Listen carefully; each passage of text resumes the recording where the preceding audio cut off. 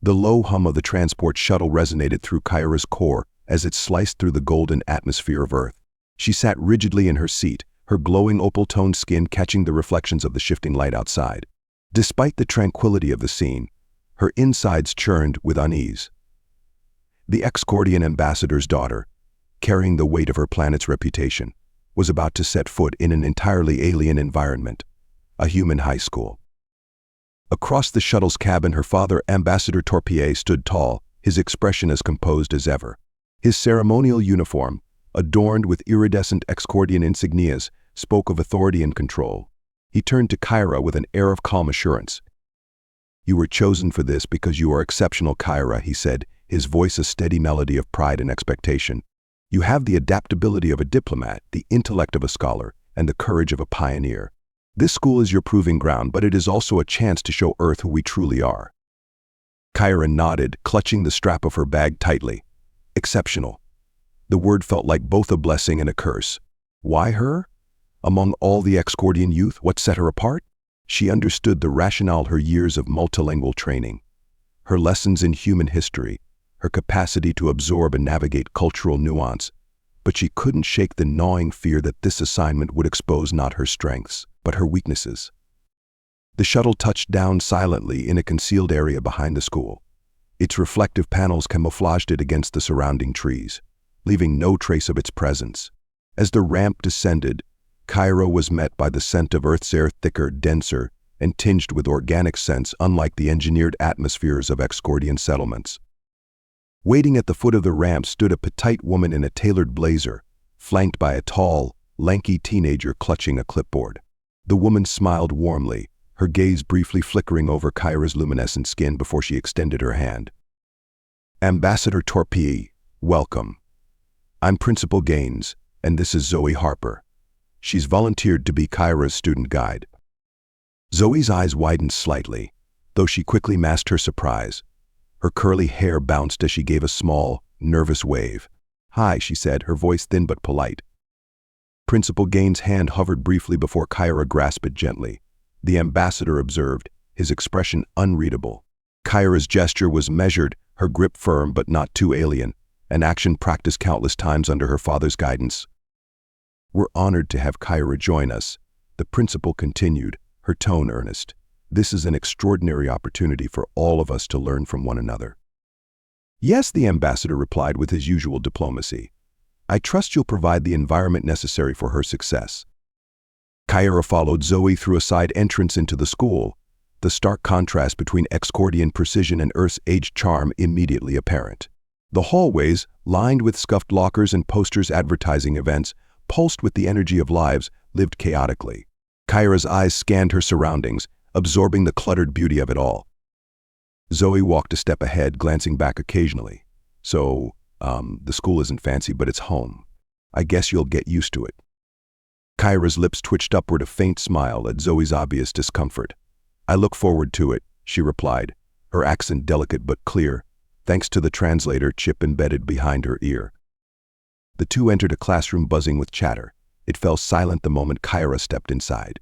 Dozens of eyes locked onto her, taking in her shimmering complexion, her subtly glowing pupils, and the way her every movement seemed otherworldly. The teacher, a robust man with an affable demeanor, cleared his throat. "Class, we have a new student joining us today," he said, his voice warm but commanding. "This is Kyra Torpier, from Excordia. Let's make her feel welcome." A ripple of murmurs followed. Some students exchanged glances, others smirked. Kyra stood tall, meeting their stares with measured calm, though her insides twisted with unease. She took the seat assigned to her near the back, where the gazes gradually shifted back to the front. The lesson resumed, but Kyra barely heard it. She focused instead on controlling her breathing and ignoring the faint whispers that continued around her.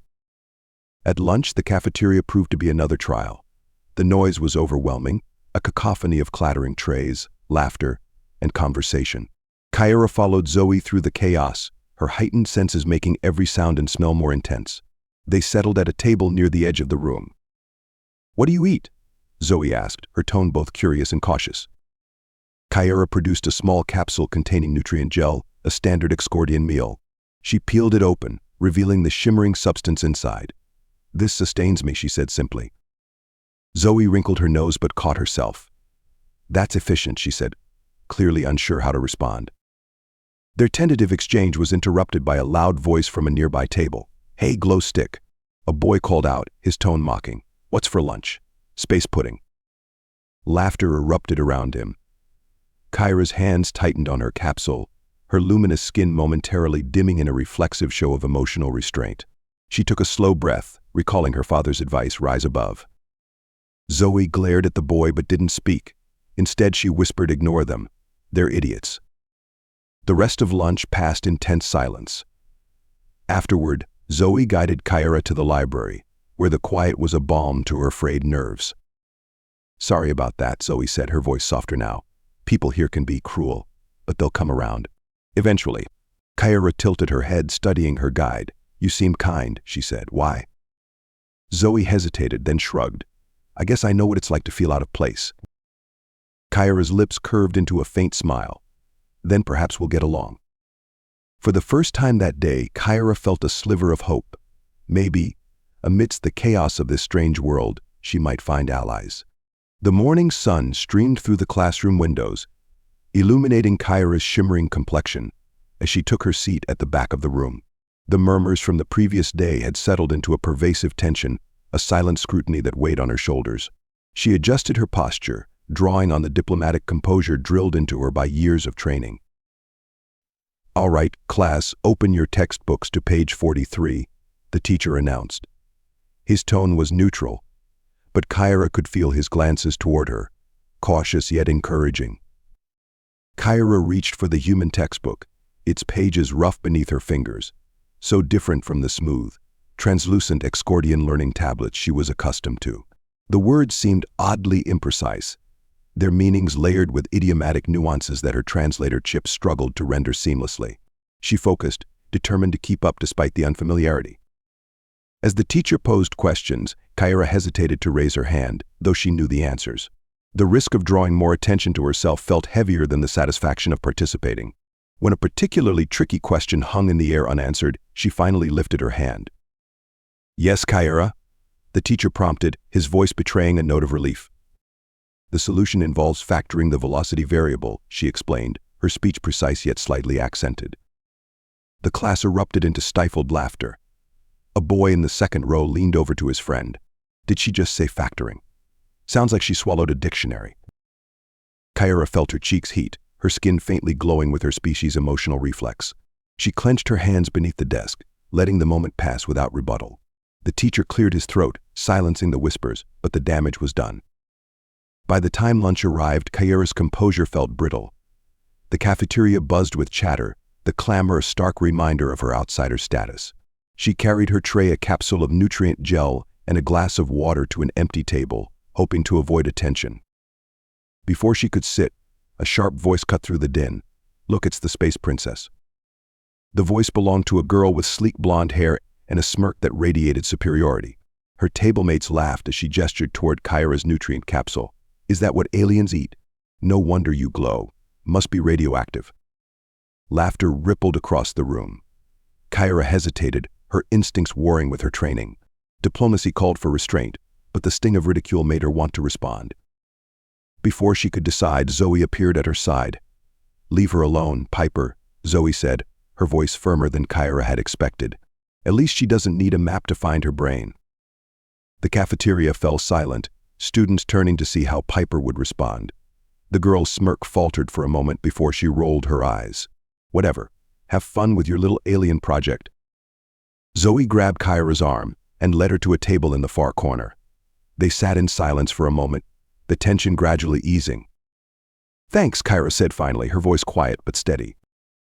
Zoe shrugged. "Don't mention it. Piper's just mad because you're cooler than she'll ever be." Kyra tilted her head, studying Zoe. "I'm not sure I'd call this cool." Zoe grinned. "You will. Trust me, people like Piper thrive on attention. Ignore her, and she'll move on." Kyra nodded, though she wasn't entirely convinced. The rest of lunch passed uneventfully, Zoe filling the silence with anecdotes about the school's various cliques and quirks. Kyra listened intently, absorbing the subtle hierarchies and unspoken rules that governed this new environment. In the afternoon, a group project in history class presented another challenge. The teacher divided the class into small groups, assigning each a topic related to Earth's diplomatic history. Kyra found herself paired with 3 students who clearly viewed her as an inconvenience. So, Kyra, one of them said, a boy with dark hair and a sarcastic tone. Do they even have history on your planet, or do you guys just make it up as you go? Kyra met his gaze calmly. Excordian history spans millennia. Our archives contain detailed records of our interstellar alliances and conflicts. I'd be happy to provide insights if they're relevant to our topic. The boy blinked, clearly unprepared for her measured response, right? Well, we're talking about Earth history, so. Earth history is fascinating, Kyra interrupted, her tone genuine. Your ability to form nations despite vast cultural differences is admirable. The group fell silent, unsure how to respond. Eventually, they began dividing tasks, though their reluctance to engage with her lingered. Kyra focused on her research, determined to contribute meaningfully despite their coldness. When the final bell rang, Kyra felt a wave of relief. The day had been grueling, but she had endured. As she walked toward the shuttle, Zoe caught up with her. Rough day, Zoe asked. Kyra glanced at her, then nodded. Humans are complex. Zoe laughed. You're not wrong. But hey, you survived. That's more than some people can say. Kyra smiled faintly. Surviving is not enough. I must do more. Zoe tilted her head, curious. Like what? Kyra hesitated, her gaze distant. I must show them that differences are strengths, not threats. It is the only way our worlds will ever truly connect. Zoe considered this, then nodded. Well, if anyone can pull that off, it's you. As the shuttle doors closed behind her, Kyra allowed herself a moment of quiet reflection. The road ahead was uncertain, fraught with challenges she could barely anticipate. But beneath the weight of expectations, a spark of determination burned. She would rise above the whispers, the laughter, the walls erected by fear and ignorance. She would not just survive, she would thrive. The late afternoon sunlight filtered through the school's dusty windows, casting long streaks of gold across the hallway. Kyra adjusted the strap of her bag, her fingers brushing against the smooth material as if seeking solace. The whispers were quieter now, but they lingered, just beneath the surface, like ripples on water after a stone had been thrown.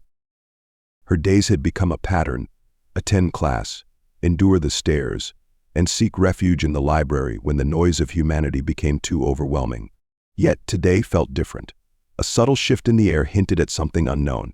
Kyra wasn't sure if it was hope or merely the calm before another storm. Zoe caught up with her in the hall, her curly hair bouncing as she matched Kyra's measured pace. Big news, Zoe said, her tone conspiratorial. Liam wants to join us at lunch. Kyra tilted her head. Liam? The athlete?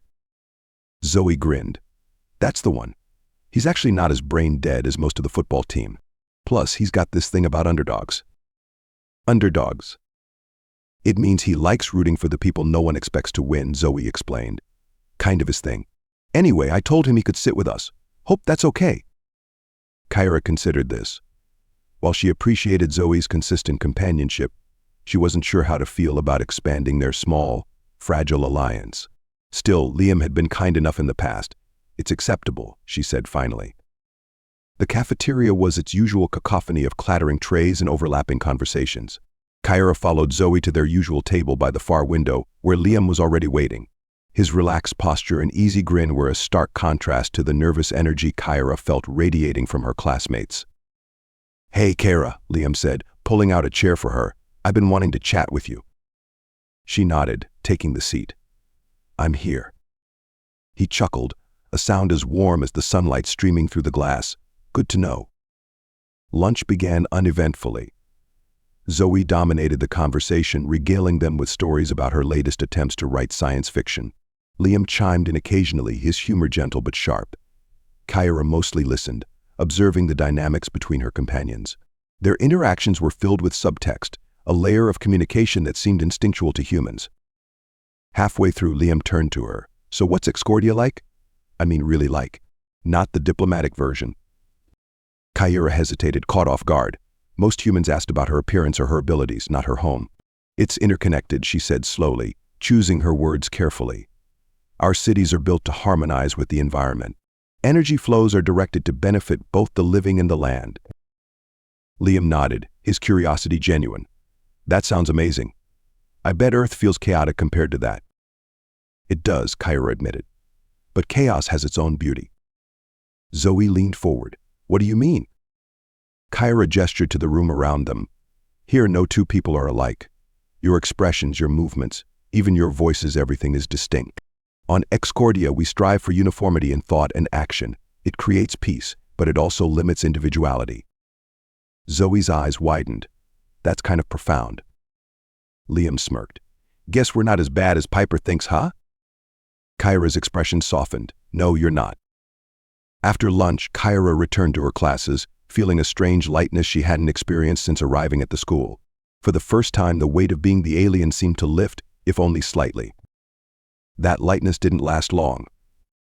In the hall after class, she overheard a group of students murmuring near her locker. Piper stood at the center, her arms crossed, a smirk tugging at her lips.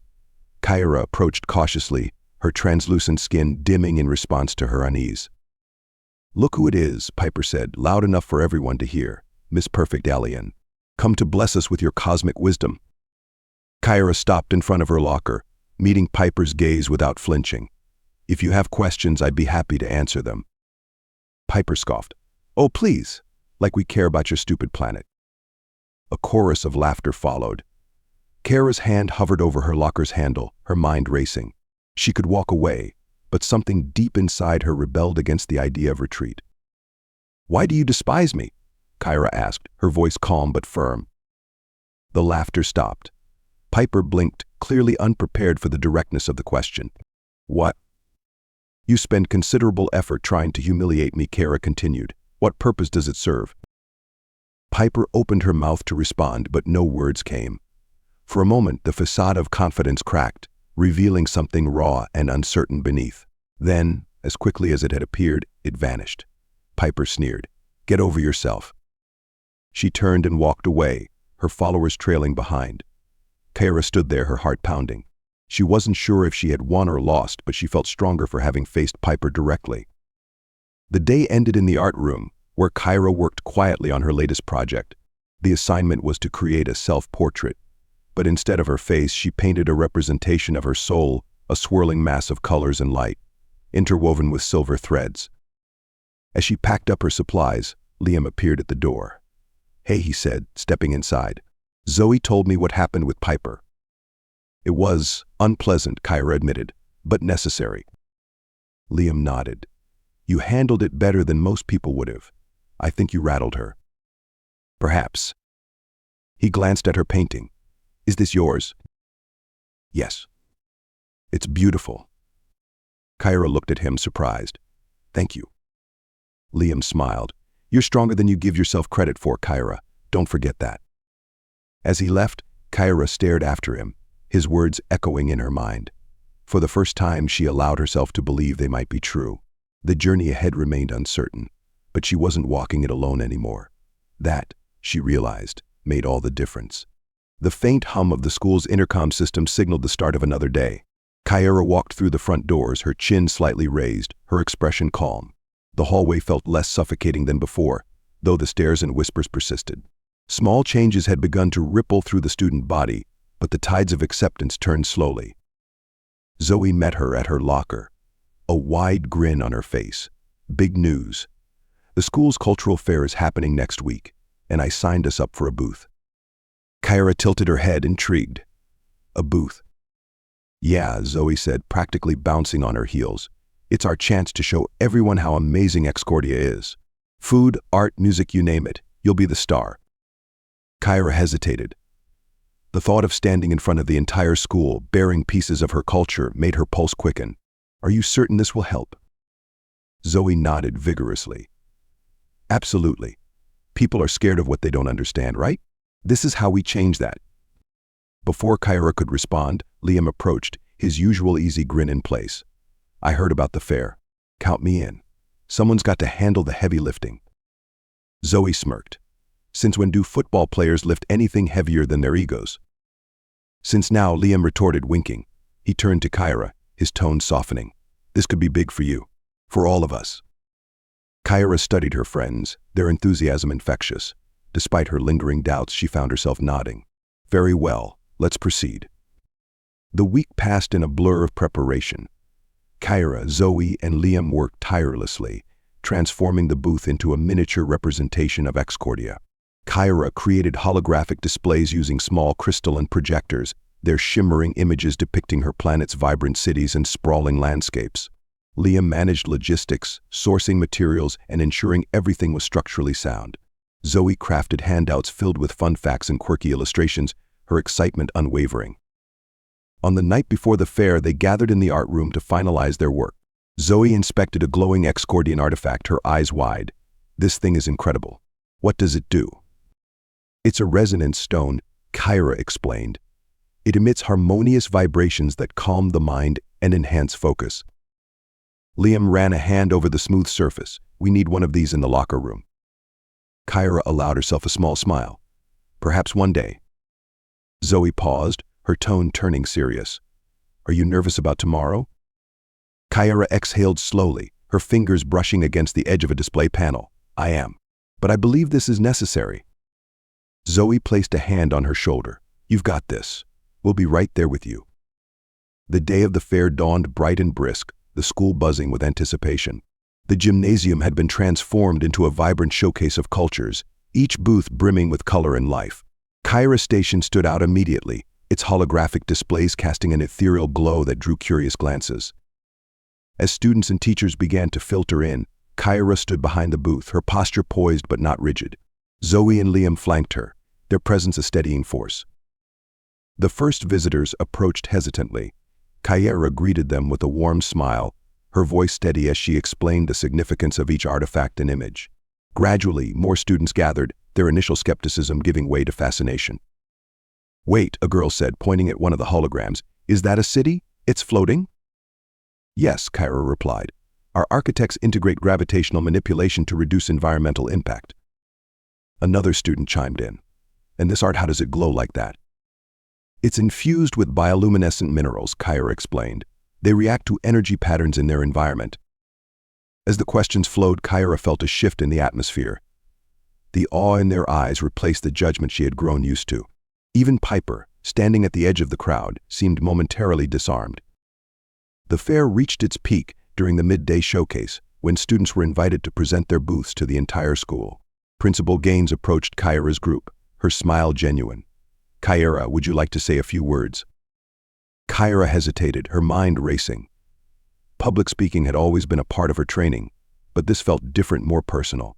She glanced at Zoe and Liam, who nodded encouragingly. She stepped forward, the gymnasium falling silent as she began to speak. My name is Kyra Torpier, and I am from Excordia, she said, her voice carrying across the room. When I first arrived here, I felt like an outsider, isolated and misunderstood. But over time, I've come to realize that our differences are not barriers. They are bridges. She gestured toward the booth behind her.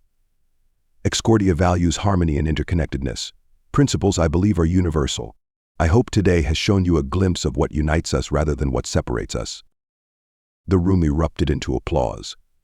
Kyra returned to her booth, her chest light with a feeling she hadn't experienced in weeks, belonging. As the fair wound down, Piper approached, her usual smirk replaced with a hesitant smile. Your booth was impressive, she said, her tone awkward but genuine. Kyra regarded her carefully. Thank you. Piper shuffled her feet. Look, I might been wrong about you. Kyra tilted her head. Might? Piper laughed softly, the sound surprising both of them. Okay, I was wrong. Happy. Kyra's lips curved into a faint smile. Progress is always welcome. As Piper walked away, Zoe nudged Kyra's arm. Did that just happen? It did. And the world didn't end. Miracles do happen. Kyra glanced around the gymnasium, her heart swelling with quiet pride. The fair had been more than a showcase, it had been a turning point. For the first time, she felt that her presence here was not a burden, but a bridge. And as she looked at her friends, she knew she wouldn't be crossing it alone. The morning sun streamed through the windows of the school gymnasium, illuminating the remnants of the cultural fair. The air still hummed with the energy of the previous day's success, but for Kyra, the triumph felt fleeting. Her presentation had been well received, and the resonance sphere incident had turned her into an unexpected hero. Still, she couldn't ignore the lingering unease. Acceptance was fragile, and she had seen how quickly human perceptions could shift. Zoe bounded up to her locker, a grin lighting her face. "I told you it would be a hit. People are still talking about your speech." Kyra closed her locker door gently, her opalescent skin catching the light as she turned to Zoe. It was a step forward, but steps can lead in many directions. Zoe tilted her head, frowning. "You're seriously overthinking this. Everyone loved it." Liam appeared, slinging his backpack over one shoulder. "She's not wrong to be cautious," he said. "People can be fickle, but that doesn't mean we stop trying." Kyra nodded, appreciating Liam's balanced perspective. "Agreed. Progress requires persistence." The day took an unexpected turn when Principal Gaines announced a student debate on interstellar relations, inspired by the fair. Each class was tasked with forming teams to argue both for and against closer ties with extraterrestrial civilizations. Unsurprisingly, Kyra was asked to lead her team. As she sat in the classroom reviewing notes, Piper approached, her expression unreadable. The memory of their tense interaction still lingered, but her recent apology had softened some of Kyra's apprehension. "Hey," Piper began, her voice quieter than usual. "So I'm on your debate team." Kyra raised an eyebrow but kept her tone neutral. "I see." "Look, I'm not great at this stuff," Piper admitted, crossing her arms defensively. "But I know how people think. If we're going to win, we need to make them feel something, not just hit them with facts." Kyra considered this. It was a valid point. "Then we should work together. Your perspective could be valuable." Piper seemed taken aback by the lack of resistance but quickly masked her surprise. "All right, let's do it." Preparation for the debate consumed the next few days. Kyra divided the team's responsibilities, assigning Piper to craft emotional appeals while Zoe and Liam focused on counterarguments. Kyra herself worked tirelessly to distill Excordian values into concepts humans could relate to, balancing logic with empathy. During one late-night session in the library, Piper leaned back in her chair, tossing her pen onto the table. "You're annoyingly good at this," she said, gesturing to Kyra's notes. "I can't believe I used to think you were just a stuck-up alien." Kyra glanced up, her expression calm. "What changed your mind?" Piper hesitated, then sighed. "The fair, I guess. Seeing how much you care about all this, and how much everyone else started to care too, it made me realize I was being stupid." Kyra regarded her for a moment, then offered a small smile. "Growth is not stupidity. It is strength." Piper snorted. "Now you sound like my therapist." The day of the debate arrived, the auditorium packed with students and teachers. Kyra stood at the podium, her notes neatly arranged in front of her. Across from her sat the opposing team, led by a sharp-tongued boy named Alex who seemed eager to dismantle her arguments. Alex opened with a fiery speech, highlighting the potential risks of interstellar alliances, resource competition, cultural erosion, and even the possibility of conflict. His words struck a chord with the audience, their murmurs of agreement rippling through the room. Kyra listened intently, her expression calm but focused. When her turn came, she stepped forward, her posture poised and her voice steady. "Fear is a natural response to the unknown," she began, "but fear should not dictate our actions. History has shown us that progress comes from courage, not retreat. Excordia seeks partnership, not dominance. Unity, not assimilation. Our differences are not threats, they are opportunities." She gestured toward her team. "This is not just an interstellar issue. It is a human one. Your capacity to collaborate despite differences has shaped your greatest achievements. Why should this principle stop at your planet's edge?" Her words hung in the air, the audience silent as they absorbed her message. Piper followed with an impassioned plea, her voice trembling slightly but carrying conviction. "We're always afraid of what we don't understand. But maybe it's time to stop being afraid and start learning." By the time the debate concluded, the room buzzed with renewed energy. The judges announced Kyra's team as the winners, their arguments praised for their balance of logic and emotion. As the crowd dispersed, Kyra found herself surrounded by students offering congratulations. Even Alex approached her, his competitive demeanor softened. "You're good," he admitted. "I wasn't expecting that."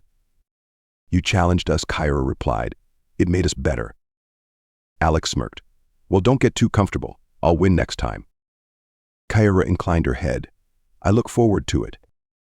Later, as she stood outside with Zoe, Liam, and Piper, The evening sky painted in hues of orange and pink, Kyra felt a rare sense of peace. The debate had been more than a competition, it had been a bridge, connecting her to a community that was finally starting to see her as one of their own. Zoe nudged her arm. You're kind of a big deal now. Only because of all of you, Kyra said.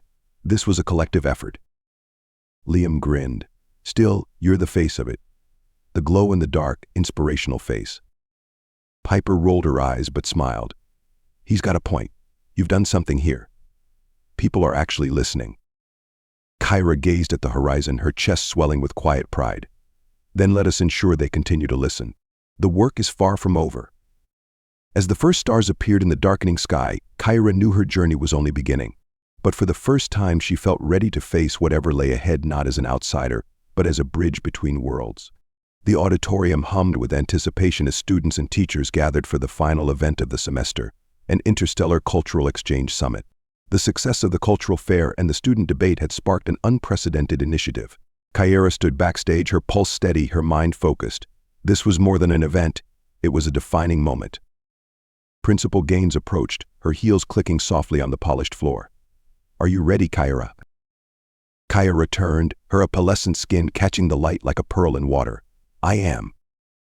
Good, Gaines said, her smile warm but tinged with nerves. The ambassadors watching via livestream. No pressure. Kyra gave a small nod. Her father's presence, even virtual, was both reassuring and daunting. She had grown in ways she hadn't anticipated, and now she stood on the precipice of proving her worth not as his daughter but as herself. The curtain rose to reveal a stage transformed into a blend of Earth and Excordian aesthetics. Holographic projections of Excordian cities hovered beside human architecture, a visual testament to the potential harmony between their worlds. Kyra stepped forward, her movements deliberate and graceful. Welcome, she began, her voice resonant and clear. Today we celebrate not just what makes us unique, but what connects us. In the past months, I have learned that unity is not the absence of differences, but the embrace of them. Together we can build bridges that span galaxies. Applause rippled through the audience as Kyra gestured toward the displays. Excordia teaches that every action creates ripples. Today, I invite you to add your own. As students began exploring the exhibits, Kyra joined Zoe and Liam at their booth. The two had become indispensable partners, their bond as solid as the foundations of any bridge Kyra could build. You crushed that speech, Zoe said, her grin wide. You always say that, Kyra replied, a faint smile gracing her lips. Because it's always true, Liam added, his tone warm. Now let's see if anyone else wants to get involved. The summit gained momentum as more students contributed. Art projects merged human and Excordian styles, and discussions sprang up in every corner. Even Piper had a booth where she demonstrated the Excordian resonance stone she had reluctantly learned to operate. Kyra felt a swell of pride as she moved through the room. The connections she had dreamed of were no longer hypothetical, they were happening in real time. But as the event progressed, an unexpected challenge arose. A group of students approached Kyra, their leader a tall boy with sharp features and a skeptical expression. This is all nice, he began, his tone biting, but what about the risks? How do we know your people won't take advantage of us? The murmurs of agreement that followed his words stung more than Kyra anticipated. She straightened her posture, meeting his gaze without flinching. I understand your concern, she said, her voice calm but firm. Fear is a natural response to the unknown. But my presence here is proof of Excordia's intentions. We seek partnership, not conquest.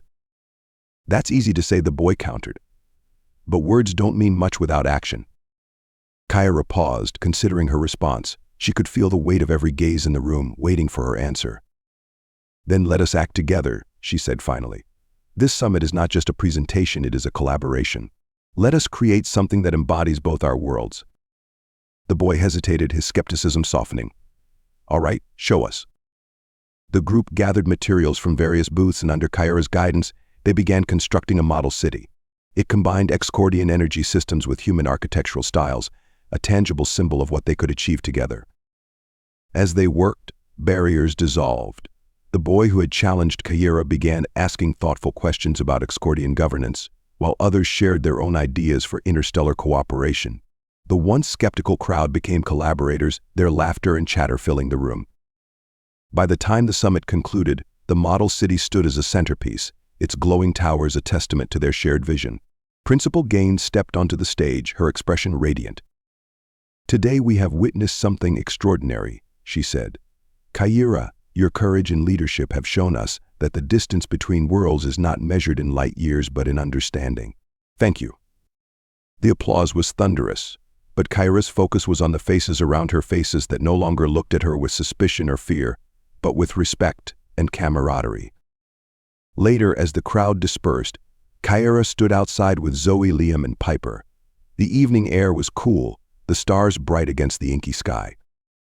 "You did it," Zoe said, her voice filled with awe. "You actually did it." "We did it," Kyra corrected, her gaze sweeping across her friends. "This was a collective effort." Piper smirked. "You're still the star of the show. Don't even try to deny it." Liam chuckled. "Yeah, glowing skin kind of gives you an edge." Kyra smiled, her heart light. "Perhaps. But the glow is not mine alone. It reflects the connections we've built." As the first shuttle light streaked across the horizon, signaling the arrival of her father's diplomatic delegation, Kyra felt a deep sense of fulfillment. Her journey had been fraught with challenges, but she had emerged stronger, not because she had overcome them alone, but because she had learned to build bridges that span not just worlds, but hearts. And as her father stepped onto the school grounds, his proud smile mirroring her own, Kyra knew that this was only the beginning. The future, though uncertain, was a path she was ready to walk together.